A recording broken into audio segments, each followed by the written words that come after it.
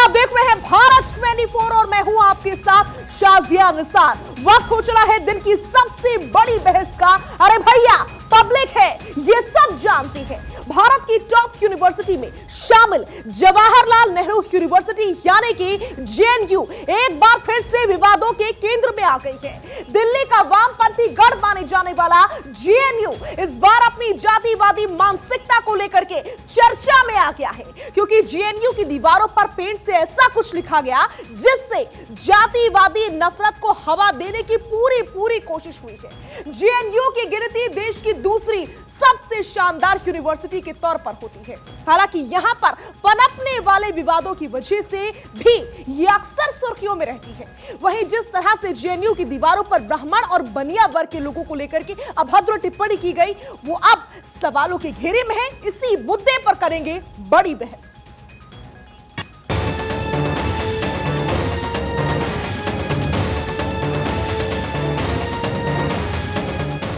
भारत के संविधान के अनुसार किसी जाति और धर्म के खिलाफ अपमानजनक बातें कहना दंडनीय है, संविधान के विरुद्ध है।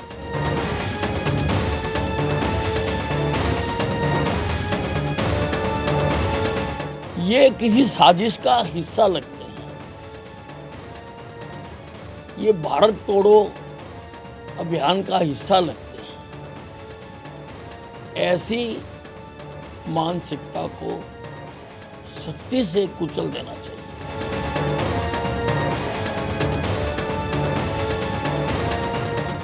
लेफ्ट ने एक नए प्रकार की आइडियोलॉजी शुरू कर दी। पहले उनकी आइडियोलॉजी थी भारत तोड़ने की, और वो स्पष्टता से कहते थे कि भारत तेरे टुकड़े होंगे इंशाल्लाह इंशाल्लाह, और लेफ्ट उसमें जुड़ा हुआ था।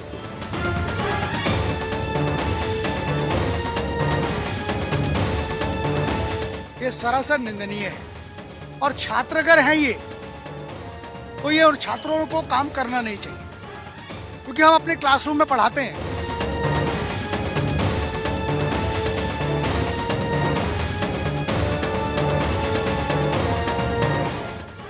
जिस जेएनयू में भारत तेरे टुकड़े होंगे इंशाअल्लाह इंशाअल्लाह के नारे लगते थे, आज वो जेएनयू बदल चुका है और इसीलिए उन्हें दर्द हो रहा है।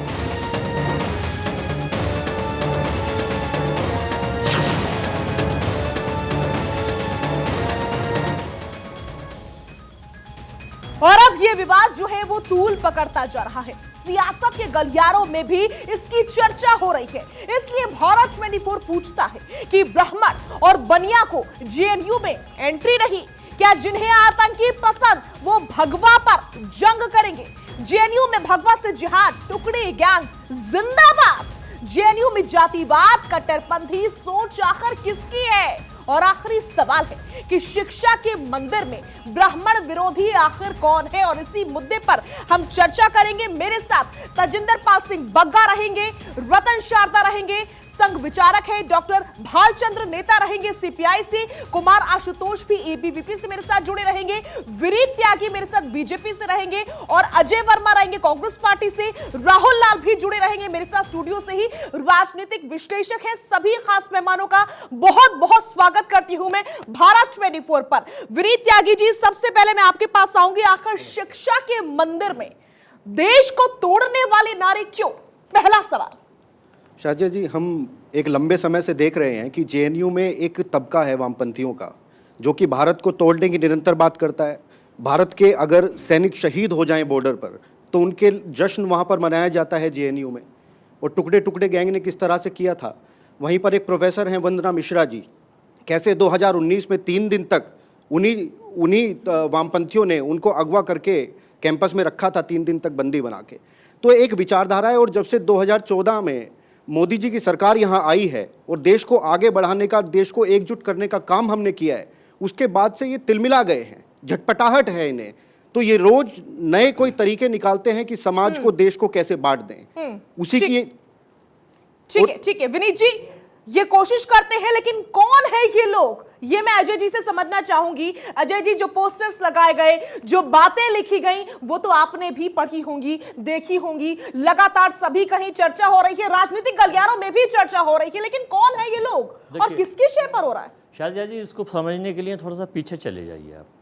जिस वक्त वर्ण व्यवस्था लागू हुई थी तो 4 वर्णों में बांटा गया था, ब्राह्मण, क्षत्रिय, वैश्य और शूद्र उस वक्त से। अब आप आ जाइए वर्तमान में, भारत का उदय और भारत की खोज 2014 में हुई। एक वास्को डिगामा साहब गुजरात से आए थे, एक वास्को डिगामा वो थे जिन्होंने और कुछ खोजा, एक वास्को डिगामा साहब ने भारत खोजा। बहुत से लोग कहते हैं आज़ादी जब हुआ है। किसको सूट करती है ये राजनीति, तोड़ने की राजनीति? हम भारत जोड़ने वाले लोग हैं। जो तोड़ने वाले लोग हैं वो प्रोपोगेंडिस्ट इस काम के पीछे लगे हुए हैं। वो अपने एजेंडा चलाने के लिए ABCD 4 प्लान तैयार रखते हैं, जहां जिसकी जरूरत, चूंकि दिल्ली देश का दिल है और जवाहरलाल यूनिवर्सिटी ये राजनीति का गढ़ है और देश का मैसेज, इसका कहीं देश में कहीं मैसेज देना हो तो आप दिल्ली में झूठा सच्चा असली नकली प्रोपोगंडा कर दीजिए, देश में पहुंच जाएगा ऑटोमेटिक। अब आप यहाँ आ जाइए कि इस वक्त चुनाव चल रहा है गुजरात का और दिल्ली में चुनाव चल रहा है MCD का। 15 साल की एंटी इनकन्वेंसी और देश के राजा साहब को पता है कि हम लोग साफ हो रहे हैं, वो हिमाचल से भी, गुजरात किसकी से शय भी, पे यहाँ हो से रहा है भी। अजय जी? नहीं, ये इसके पीछे बीजेपी का जो प्रोपोगेंडिस्ट IT सेल है उसकी कहीं ना कहीं से संलिप्तता जरूर नजर आएगी। ये लोग कह रहे हैं, मैं नहीं कह रहा। लोगों के मेरे पास बहुत मैसेज फोन आ रहे हैं कि भाई इन लोगों को ये सूट करता है, ये इस तरह के प्रोपोगंडे। अब देखिए आपने देखा विनीत त्यागी, वो सुन रहे सहयोग होंगे है आप या अजय जी को। प्रयोग है विनीत गुजरात त्यागी, में। विनीत मैं त्यागी कल सुन रहे हैं? केवल कर रहा हूँ, देखिए शादिया जी, गुजरात में एक प्रयोग हुआ, वो आजकल पहले हिमाचल में हुआ, हर जनसभा में नहीं, साफ आपने की तो कह दिया एम्बुलेंस, अजय जी, वो अजय प्रयोग जी। सहयोग नहीं है, ठीक है, प्रयोग अजय जी, है। आपने फिर कह दिया यूपी कि में चली वो प्रोपेगेंडा हो रहा है, एम्बुलेंस, फिर रात को प्रोपेगेंडा चलाया जा रहा है और गुजरात ये में चली प्रोपेगेंडा बीजेपी चला रही है। विनीत जी से पूछ लेते हैं। अनडाउटली। तो इन्होंने अभी एक सार्केस्टिक वे में कहा कि 2014 में भारत को डिस्कवर किया गया। देखिए वास्को डिगामा जी से पहले भी हजारों वर्षों पहले से भारत था। दूसरा, कांग्रेस पे मुझे इतना मतलब आई हैव सिंपैथी फॉर नहीं, यू। मुद्दा ये है कि GNU में जो पोस्टर्स लगे उस पर जवाब आया कि बीजेपी प्रोपेगेंडा चला रही है। देखिए वो पोस्टर्स किसकी शेप पर लग रहे हैं? क्या बीजेपी की शेप पर लगे हैं? जवाब दीजिए। शाजिया जी, ये इल्जाम लगाने वाले लोग ने अभी कहा कि हम इसलिए लगा रहे हैं क्योंकि हिमाचल और गुजरात में एक तरफा कांग्रेस आने वाली है। तो मुझे लगता है इससे ज़्यादा हास्यास्पद कुछ हो नहीं सकता। इनके खुद के नेता जो बड़े शीर्ष नेतृत्व है वो उन राज्यों में घुसने की हिम्मत भी नहीं कर पा रहे हैं प्रचार करने के लिए कि कहीं ये ना लग जाए कि हमारी वजह से ही हार गए, क्योंकि वो जहाँ जाते हैं वहाँ हार ही जाते हैं। शाजिया जी, हम इवेंट्स मैनेजमेंट नहीं करते। ठीक है, आप इवेंट हम मैनेजमेंट मेगा शो नहीं करते। हम जनता के शो के साथ जनता की सड़कों पर हम पानी, बिजली, सड़क, गैस और सिलेंडर, जनता आपका फैसला व्यापार, करती भी आ रही नौकरी पे है। रहते हैं। 2014 से अब तक We are जितने not चुनाव यहाँ हुए propagandist. हम मुद्दों पर रहते हैं और जनता मोदी जी के नाम पर वोट कर देती मैंने है। मान- देखिए, ठीक है, आऊंगी मैं आपके ये पास। आपको पता मैं आऊंगी, चलेगा अजय कौन जी, किसके आपकी नाम पर बात वोट पर कर आपकी रहा बात भी रखी जाएगी। एक बार राहुल लाल से समझ लेती हूँ। राहुल लाल, वो टुकड़े टुकड़े के नारे हो, GNU से आवाज उठ जाती है, आजादी के नारे हो, GNU से आवाज उठ जाती है। आखिर इस तरह की घटनाएं सिर्फ GNU में ही क्यों होती हैं? देखिए साजिया जी, मैं तो JNU का छात्र भी रहा हूँ, पूर्व छात्र हूँ वहाँ का। बहुत अच्छे से जानते होंगे। तो मैं वही बता रहा हूँ कि 2014 के पहले आपने JNU को विवादों के दायरे में कब देखा? लेकिन 2014 के बाद जो देश का सबसे सर्वोच्च शिक्षण संस्थान है वो शिक्षा के लिए कम और उसको जबरन विवादों के दायरे में उसे ज़्यादा रखा जाता है। एक घटनाक्रम मैं बताऊँ आपको साजिया जी, 5 जनवरी 2020 का घटनाक्रम। JNU में बाहर के छात्र आते हैं, सब कुछ कर देते हैं, हमला कर देते हैं, हिंसा कर देते हैं और देश में जो वो दिल्ली पुलिस उसकी जांच करती है घटनाक्रम की, JNU प्रशासन जांच करता है। आज तक उस घटनाक्रम का पर्दाफाश नहीं हुआ कि कौन थी वो लड़की जिसकी वो चेहरा भी दिखा था, सार्वजनिक भी हुआ था। कैंपस में बाहर से आते हैं और हमला करके चले जाते हैं। तो ये भाई दिल्ली के लॉ एंड ऑर्डर ऐसा है, हमारे गृह मंत्री इस रूप में चला रहे हैं। गृह मंत्री कहते हैं दिल्ली पुलिस बड़ा शानदार काम कर रही है। तो देखिए, आप अगर भूतकाल में भी अगर ऐसे लोगों को आप छोड़ते हैं, इस तरह के लोगों को, तो इसका मतलब है कि जो लोग ये घटनाएं अंजाम दे रहे हैं उनको पर्दे के पीछे से उसको राजनीतिक सह उन्हें प्राप्त है। मैंने कभी भी JNU में इस प्रकार के घटनाक्रम नहीं देखे हैं। आखिर क्या कारण है? देखिए, सवाल तो उठेंगे टाइमिंग पर भी साजिया जी। नहीं देखे, लेकिन पूरी दुनिया ने देखे। नहीं, मैंने कहा कि ये घटना अभी हो रही है, दुनिया ने देखा। अभी हो रही है ना, अभी हो रही है। राहुल मैं वही तो 2014 से पहले का बता दीजिए। 18, 2014 से पहले का देखिए, आपको नहीं दिखेगा। 20, 16 आप कह रहे हैं। वही 14 के मेरे पास बाद तो 15 का भी है डेटा। वही तो कह रहा है, 14 के बाद का ही सारा डेटा दिखेगा आपको। नहीं, उसके पहले का नहीं दिखेगा। तो आखिर ऐसी क्या स्थिति हो गई? देखिए, मुख्य चीज यह है कि वो एक ऐसा विचारधारा, वहां से एक ऐसा बौद्धिक वर्ग तैयार होता है जो सरकार के तमाम कमियों को, नाकामियों को बिल्कुल जनता के सामने में रखता है। इसलिए JNU बिल्कुल टारगेट किया जा रहा है, बार बार उसको चुन के टारगेट किया जा रहा है। मैं एकदम डंके के चोट पर पूछता हूं कि अगर ये घटनाक्रम अभी घटी है, जब दिल्ली का MCD चुनाव होने वाला है, गुजरात के प्रथम चरण के चुनाव हुए हैं जहां पे ठीक है, इसका जवाब मैं ले लेती हूं। कुमार घटा है वहां आशुतोष पे। मेरे साथ जुड़ चुके हैं, छात्र नेता हैं, ABVP से मेरे साथ जुड़े हैं कुमार आशुतोष। आप सुन रहे होंगे, आपने अजय जी को भी सुना होगा, कुमार आशुतोष, आपने राहुल लाल को भी सुना होगा। हुआ। वो कह रहे हैं कि 2014 के बाद से ही ऐसा हो रहा है, लेकिन फिर भी मैं सवाल पूछना चाहती हूं, आखिर ब्राह्मण और बनिया से दिक्कत किसको है? मंशा क्या है इसके पीछे की? जो हो रहा है कर कौन रहा है? ब्राह्मण और ब्राह्मण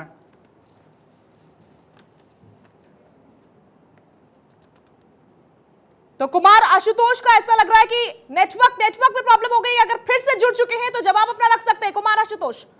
देखिए, ये लोग उस समय सरकार में ये लोग थे और ये लोग जो है बरगलाना चाहते हैं। ये लोग गुमराह करने के लिए देश में।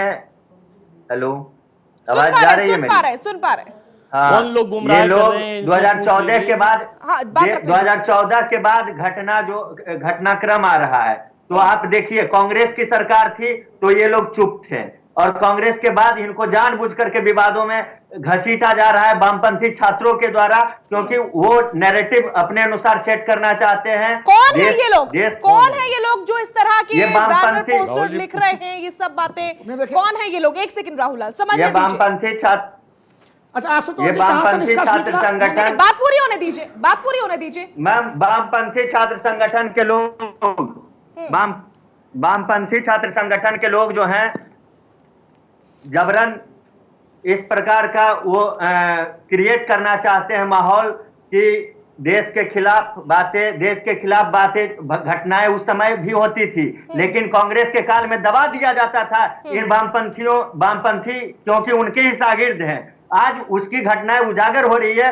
स्वाभाविक आशुतोष जी, बहुत ध्यान से सुना है आपको। आशुतोष जी, ये बताइए, जैसे आप एबीवीपी के, आपने लगा दिया वामपंथी के ऊपर आरोप, वामपंथियों ने आपके ऊपर आरोप लगा दिया कि एबीवीपी के लोगों ने कराया, तो ये जांच करने की जिम्मेदारी किसकी है? नहीं देखिए, आपके बोलने पे तो नहीं होगा। जांच तो होगी ही राहुल लाल। अरे जांच तो 2020 का, जैसे आप अपनी बात रख रहे हैं वैसे वो अपनी बात रख रहे हैं। साजिया जी, 2020 की जांच अब तक पूरी नहीं हुई। सवाल तो फिर देखिए, सवाल आएगा फिर से जो है कि बीजेपी के ऊपर कि आखिर वो जांच कुमार आशुतोष, डेटा मेरे पास में आ चुका है, मैं जल्दी से राहुल लाल के सामने रख देती हूँ। राहुल लाल मुझसे बार बार कह रहे थे कि 2014 से पहले क्या हुआ। मैं आपको गिनवाती हूँ राहुल लाल। साल 2000 में यूनिवर्सिटी में एक मुशायरे में कथित तौर पर पाकिस्तान के समर्थन में गजलें पढ़ी गई थी, साल 2000 में। उसके बाद 2005 पर आइए, 2005 पर आइए, तत्कालीन पीएम मनमोहन सिंह के खिलाफ नारेबाजी हुई, उनका रास्ता रोकने की कोशिश की गई। फिर आइए 2017 पे दंतेवाड़ा में नक्सली हमले में 75 जवानों के शहीद होने पर कथित तौर पर जश्न भी मनाया गया। सितंबर 2012 बीफ फेस्टिवल का आयोजन किया गया। अक्टूबर 2011 दुर्गा पूजा के अवसर पर जेएनयू में महिषासुर दिवस मनाया गया। देखिए, अब आप देखिए, इसमें एक चीज देखिए, मनमोहन सिंह की आलोचना की गई, उनके विरुद्ध नारेबाजी की गई, इसमें क्या खराबी है? लोकतंत्र में तो प्रधानमंत्री बिल्कुल शिकायत और आलोचना के दायरे में रहेंगे। अभी के वर्तमान प्रधानमंत्री भी और उसमें के प्रधानमंत्री भी दायरे में, तो कोई दिक्कत नहीं है। आप देखिए, महिषासुर और रावण, देखिए ये तो अपनी अपनी लोक आस्था का विषय है। बहुत सारे लोग रावण को भी भगवान के रूप में पूछते हैं। तो आप उस जगह पे, वो तो इंडिविजुअल किसी की आजादी कि किसको कौन अच्छा लग रहा है। कोई अगर रावण को पूजना चाहता है तो वो रावण को पूछ सकता है, कोई महिषासुर को भी अगर उसमें कुछ अच्छाई दिख रहा है तो उसके अच्छाई को भी लेकर चल सकता है। 75 जवानों के शहीद होने पर कथित तौर पर जश्न की खबर मिली थी 2010 अब ये देखिए, ये गलत है, ये नहीं होना चाहिए इस प्रकार की घटना जो घट रही है। लेकिन देखिए, सबसे बड़ा सवाल कहां उठता है? टुकड़े टुकड़े गैंग। और अभी जो हाल फिलहाल में लगे कि बीजेपी की सरकार थी इसलिए ऐसा हुआ, बीजेपी प्रोपेगेंडा चला रही थी। विनीत जी कुछ कहना चाह रहे हैं, शायद एक लाइन में खाली पूरा कर दूं। देखिए, आखिर टुकड़े टुकड़े गैंग को गृह मंत्रालय ने माना, स्वीकार किया। जब आरटीआई डाला जाता कहा जाता इस प्रकार का कोई संकल्पना नहीं है, ऐसी कोई घटना नहीं है। राहुल जी, अब सुन लीजिए। राहुल जी कहते हैं जेएनयू से आते हैं, उन्होंने कभी ऐसी घटनाएं जेएनयू में देखी नहीं है, और ये कहते हैं 2014 के बाद ही ऐसा क्यों होता है। और बार बार हंस के, मेरे साथ अजय वर्मा जी बैठे हैं, कह रहे हैं कि कोइंसिडेंटली नहीं है साहब। 2014 से पहले उनको संरक्षण देने वाली सरकार देश में थी। 2014 के बाद मनमोहन सिंह के विरुद्ध नारेबाजी क्यों? राहुल जी ध्यान नहीं दिया। राहुल जी, सुनने का धैर्य रखिए, सुनने का धैर्य रखिए। एक एक करके बात। 2014 के बाद ऐसी सरकार देश में आई है जो कि देश को तोड़ने का काम, जो विचारधाराएं कर रही थी उनके ऊपर काम किया है। वो चाहे पीएफआई पे एक्शंस का काम हो, उमर खालिद जो जेएनयू के स्टूडेंट रहे हैं वो भी आज कोर्ट में लड़ाई लड़ रहे हैं, उनका भी पूरा न्याय किया जाएगा। ऐसे जितने भी लोग थे जो देश के विरुद्ध काम करते हैं, एंटी नेशनल काम करते हैं। सुन लीजिए राहुल जी, सुन लीजिए, थोड़ा सा धैर्य रखिए, दिल्ली विधानसभा गलत के चुनाव थे साजिया जी, अब तक उसके देखिए, पहले साजिया जी, जेएनयू में हिंसा फैलाया गया और अब तक उसके मामले में किसको सजा मिला, जरा बता दीजिए किसको पकड़ा दिल्ली पुलिस जिस ने? तरह का आचरण राहुल जी यहाँ स्टूडियो में दिखा रहे हैं, ये इसमें ऐसे ही मैं तो लोग भाई जेएनयू सवाल में पूछ रहा जाके हूं ना। दीवारें पोतते हैं। नहीं, और ये केवल 2020 का घटनाक्रम में किसको सजा दिया आपने? मैं किसी का पक्ष नहीं ले रहा, राहुल लेकिन जी, आखिर सबको लॉ एंड सजा ऑर्डर बनाए मिलेगी। रखना, यूनिवर्सिटी का आप निश्चिंत रहें, सबको सजा मिलेगी। चीफ प्रोक्टर क्या कर रहे हैं, उनकी आप कोई जिन जिम्मेदारी लोगों नहीं को है। संरक्षण देने का और जिनका वकील बनने का काम करते हैं, मैं उनको किसी को सबको संरक्षण संरक्षण कहाँ दे मिलेगी। रहा हूं? और मैं तो उनको उल्टे चुन चुनकर निष्पक्ष भाजपा की जिम्मेदारी सरकार ने तय उनके करने ऊपर की बात कार्रवाई कर रहा की है। हूं। और उसमें केंद्र सबसे सरकार, बड़ी गृह मंत्रालय छटपटाहट और ही इस विश्वविद्यालय बात की है, प्रशासन दोनों विफल रहा सबसे है बड़ी उसमें। छटपटाहट ही इन्हें इस बात की है। ठीक है डॉक्टर बालचंद्र, नेता सीपीआई हमारे साथ जुड़ चुके हैं। बालचंद्र जी, बीजेपी वाले ऐसा कह रहे हैं कि ये लेफ्ट की साजिश हो सकती है, फिर बात करो किसी और से तो वो कह देते हैं कि ये बीजेपी का प्रोपेगेंडा होता है। किसी और से क्या बात करो, कांग्रेस पार्टी के प्रवक्ता से बात कर लो तो वो कहते हैं कि बीजेपी का प्रोपेगेंडा हो सकता है। आप क्या कहेंगे इस पर, आखिर कौन कर रहा है ये सब? जो तस्वीरें सामने आई हैं वो अच्छी तो नहीं है। आप मुझसे पूछ रहे हैं जी बालचंद्र जी, देखिए, मैं कहता हूं कि जेएनयू जैसी एक प्रीमियर इंस्टीट्यूट को बदनाम करने की यह साजिश है जिसका मैं निषेध करता हूं। जेएनयू के स्टूडेंट्स यूनियन ने भी जो कुछ हुआ है उसका निषेध किया है और जेएनयू के एडमिनिस्ट्रेशन ने इन्वेस्टिगेशन कमेटी बिठाई है। ऐसे वक्त हम लोगों ने अपने बयान को कंट्रोल रखते हुए सच की जांच करनी चाहिए। मैं हमारे पूर्व वक्ता जिन्होंने कहा कि इसके पहले जेएनयू में कुछ बाहर के लोग आए थे और जिन्होंने मारपीट की थी, उनको क्यों नहीं पकड़ा गया? अगर वो पकड़े जाते तो आज की ये नौबत नहीं आती थी। एडमिनिस्ट्रेशन की गलती की वजह से अगर इंस्टीट्यूशन बदनाम होती है तो विद्यार्थियों को गाली देना या किसी एक कौम को या किसी एक पार्टी को बदनाम करना ये ठीक नहीं, ऐसा मैं समझता हूं। बीजेपी की नीति जो है, कन्हैया कुमार कभी छात्र थे या नहीं थे? वो तो कई मंचों पर जाकर के बयान दे देते हैं। वो तो बड़े मेधावी छात्र रहे हैं वहां से। कई मंचों पर जाकर के बयान दे देते हैं और बयान बताओ क्या क्या देते हैं। फिर आप कहते हैं कि बाहर से आ जाते हैं छात्र। आप ये बताएं, कन्हैया कुमार जी का कोई विवादास्पद बयान बताइए जो एक बयान के ऊपर उनके ऊपर आरोप लगे। अब तक तो देखिए कोर्ट में भी उस मामले के ऊपर कोई निष्कर्ष। बालचंद्र जी अपनी बात पूरी कीजिए। बालचंद्र जी, जवाब दो। जिन वकीलों ने कन्हैया को टीवी के सामने सबके सामने मारा, उनको अब तक क्यों नहीं पकड़ा, उनको क्यों नहीं सजा हुई, ये पूछना चाहता हूं। ये एडमिनिस्ट्रेशन गुनहगारों को सजा नहीं देती है और अच्छे लोग। बड़ो गंभीर चीज बालचंद जी कहना चाह रहे हैं कि आखिर वो टीवी के चैनल के कैमरों पे हम लोगों ने देखा कि कोर्ट में कैसे पिटाई हो रही थी। जो पीटने वाले तत्व थे वो आज तक उस मामले को पूरा का पूरा फाइल दबा दिया गया है। कुछ भी उस मामले में हम लोगों ने प्रगति नहीं देखी है। तो ये देखिए, मैं यही तो कह रहा हूं कि प्रशासन का काम और जो दिल्ली पुलिस का काम है वो दोनों अपनी जिम्मेदारी को आपने मुझसे पूछा कि कन्हैया कुमार का कोई विवादित भाषण बता दो, बयान बता दो, नारा बता दो। संघ विचारक मेरे साथ रतन शारदा जी जुड़े हुए हैं। रतन शारदा जी, आखिर आजादी के नारे कौन लगाता हुआ नजर आया था? जो खबरें सामने आई थी, क्या लगता है आपको? राहुल लाल जी तो भूल गए हैं। वो कह रहे हैं आज तक ऐसा कोई भाषण ही नहीं दिया कन्हैया लाल ने, कोई बयान ही नहीं दिया है। शाहजी जी, पहले तो मैं कह दूं, मैं संघ विचारक नहीं हूं, मैं लेखक हूं, संघ के ऊपर किताबें लिखता हूं। ठीक है सर। दूसरी बात, राहुल जी से प्रार्थना है कि जरा शांत रहे, बहुत ज्यादा बोल रहे हैं, मेरी भी बात सुन ले। आखिर में मैं आया हूं तो राहुल जी जरा अपने माइक को जरा कंट्रोल करिएगा। बहुत बहुत धन्यवाद। देखिए, जेएनयू में इंदिरा जी ने 45 दिन जेएनयू बंद रखा था। ये किस समय की बात है? ये बीजेपी के समय की बात है, कांग्रेस के समय की बात है। 45 दिन, ये अनप्रेसिडेंटेड, देश के अंदर जेएनयू 45 दिन बंद रहा। क्यों बंद रहा? वामपंथी छात्रों ने, वामपंथी प्रोफेसरों ने पूरा हाईजैक कर लिया था और इंदिरा जी को कदम उठाना पड़ा। दूसरी बात आते हैं कि ये ब्राह्मण के और बनिया के विरुद्ध क्यों है, क्षत्रिय की बात क्यों नहीं करते? क्योंकि क्षत्रिय शायद शस्त्र उठा लेंगे इनको ठिकाने पे लगाने के लिए। और ब्राह्मण के विरुद्ध क्यों है? क्योंकि ब्राह्मण ऐसी वर्ण था जिसने देश के धर्म को बचाने के लिए अपनी जान दी। करोड़ों की तादाद में मारे गए। मनों के हिसाब से उनको जनेऊ तोले जाते थे इस्लामी शासकों द्वारा।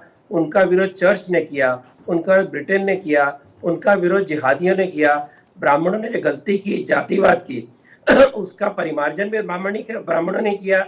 संविधान के अंदर जो बदलाव लाए गए वो भी सारे चबरू समाज ने भी साथ दिया कि पिछले 1000 साल में ये जो काम हुआ ये गलत हुआ। लेकिन हिस्ट्री तो 10,000 साल की है ना भारत की। तो 1000 साल का जो डिस्टॉर्शन हुआ ये इस्लामी आक्रमण के बाद में, उसका सुधार भी यही उच्चभ्रू जातियों ने किया। आपको याद होगा कि हर राजनीतिक दल के जो प्रमुख है, सुधारवादी आंदोलन के प्रमुख, सारे ब्राह्मण थे। मैं इसलिए कह रहा हूँ कि ब्राह्मण के क्यों इस प्रकार का विरोध? देखिए, अब आप कम्युनिस्ट पार्टी देखिए ये वही मैं बोल रहा हूँ, देखिए ये जो दीवार पे लिखा गया है, आप सोच के देखिए ना, अगर मैंने तो पढ़ लिया, अब मैं उसी के ऊपर तो जा रहा हूँ, मैं वही कर रहा हूँ, अब उसी सवाल पर तो जाना पड़ेगा ना कि आखिर किसके वोटर थे वो जिनको डर लग रहा है कि ब्राह्मणों में असुरक्षा फैलाओ, बनिया में असुरक्षा फैलाओ। अरे पहले तो आप कहते कि हिंदू तो खतरे में था, आज हिंदू खतरे में पड़ गया, फिर अब ब्राह्मण खतरे में पड़ गया। ये जो डरा के वोट लेने की राजनीति है, ये पूरा देश जानता है। कांग्रेस पार्टी के प्रमुख ब्राह्मण, समाजवादी पार्टी के प्रमुख ब्राह्मण, सारे उठा के शाखा की बात जब कर रहे हैं ना, इसलिए आप उपलब्धि बता रहे हैं ना कि ब्राह्मणों की उपलब्धियां। अरे भारत देश तो सभी जाति, सभी धर्म, सभी वर्ण सबको लेके बना हुआ है ये चीज। अब जेएनयू के भीतर हमने इस प्रकार का परिवेश कभी नहीं देखा है। वो सर्वधर्म संभाव, सभी जातियों को लेकर चलने वाला। अजय जी ब्रेक पे जाओ, उससे पहले अजय जी का कमेंट। देखिए राहुल जी, आपने ये संघ के बैठे हुए हैं, बुजुर्ग हैं, हमारे भाई हैं और भी लोग हैं, ये बांटने वाली पॉलिटिक्स, ये टुकड़ों टुकड़ों की पॉलिटिक्स सूट किसे करती है, इतिहास उठा के देखिए। ये चुनाव एमसीडी के जो हालात खराब हो रहे हैं, जो चुनाव में इनकी एंटी इनकन्वीनियंसी है 15 साल के बाद, और 275 3 तोड़ के 1 कर दिया, उसके बाद भी कोई नतीजा नहीं है, इन्हें पता है क्या हो रहा है। तो उसके लिए ये इस तरह के सारे आइटम 1 2 3 4 इन्होंने प्रयोग नोट कर रखे हैं। ये सहयोग नहीं है, प्रयोग है, उसी प्रयोग का ये पार्ट है। जांच कराए, मैं अनुरोध करूंगा गृह मंत्री से इसकी जांच कराएं, और जो संघ के लोग या बीजेपी के लोग या उसके आईटी सेल के, इनके आईटी सेल के लोग चारों तरफ फैले हुए हैं, कभी आपके रूप में आ जाते हैं, कभी कांग्रेस के रूप में, कभी एक दूसरे के ऊपर आरोप नहीं लगा रहे। बनिया और ब्राह्मण पूछ रहे हमारा क्या कसूर है? साजिया जी ये प्रोपोगेंडिस्ट हैं, ये हिटलर का प्रोपोगेंडिस्ट आपने सुना होगा। चर्चा हमारी आगे भी जारी रहेगी, उसी चर्चा की हमारी तरह आगे भी जारी रहेगी। अजय जी, चर्चा हमारी आगे भी जारी रहेगी। तो जिन्हें आतंकी पसंद, क्या वो भगवा पर करेंगे जंग, ये मुद्दा है और इसी पर कर रहे हैं हम लगातार चर्चा। स्टूडियो में तमाम खास मेहमान मेरे साथ बने हुए हैं, बाहर से भी खास मेहमान जुड़े हुए हैं। राहुल लाल के पास मैं जाऊं जी? बिल्कुल बिल्कुल अजय जी, मैं आऊंगी आपके पास, पहले मैं राहुल लाल जी के पास जाऊंगी। राहुल लाल जी, लगातार मैं देख रही हूं कि आप लोग एक दूसरे के ऊपर आरोप लगा रहे हैं, लेकिन जिस भाषा का जेएनयू में इस्तेमाल हुआ है, एक बार फिर से उसकी निंदा अभी तक किसी ने नहीं की। क्यों? नहीं, वो भाषा तो बिल्कुल ही कहीं से स्वीकार्य नहीं है, और वो जानबूझ के बांटने की भाषा है। जेएनयू की भाषा ऐसी हो ही नहीं सकती है। जेएनयू का कोई छात्र अपने आत्मीय ढंग से, चाहे वो किसी भी विचारधारा का समर्थन कर रहा हो, वो वहाँ के लोगों की भाषा नहीं है। मैं स्पष्ट तौर पे कहता हूँ कि कहीं न कहीं ये पॉलिटिकली, इसको बाहर से जो दिल्ली के चुनाव होने वाले हैं, गुजरात के चुनाव और आगे आने वाले समय में कई सारे चुनाव भी चलने वाले हैं, उसके संदर्भ में लिखा गया किसी न किसी पॉलिटिकल पार्टी की जो लॉयल्टी रखने वाले ये वोटर रहे होंगे बनिया। और मुझे एक बयान भी ध्यान में आ रहा है, कुछ समय पहले माननीय गृह मंत्री जी ने कहा था, और बड़ा विवाद भी हुआ था, गांधी जी को कहा था चतुर बनिया। तो भाई बनिया को लेकर कैसा सम्मान था, राष्ट्रपिता को लेकर कैसा सम्मान था? तो शक की सुई तो भारतीय जनता पार्टी की तरफ जा रही है, लेकिन फिर भी तटस्थ निष्पक्ष जांच हो।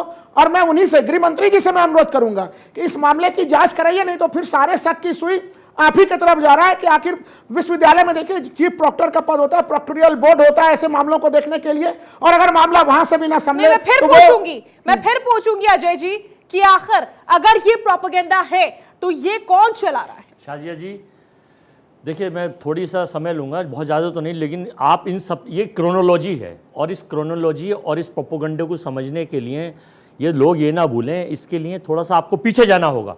देखिए, आपको रोम के शासक मैं समझ रही हूँ कि उस समय बीजेपी नहीं थी, अगर पीछे जाते हैं उस समय केवल 30 सेकंड में बता रहा हूं। बीजेपी है, देखिए अभी वो कर रहे हैं। फ्रांस के शासक नेपोलियन बोनापार्ट और उसकी तानाशाही को पढ़ना पड़ेगा।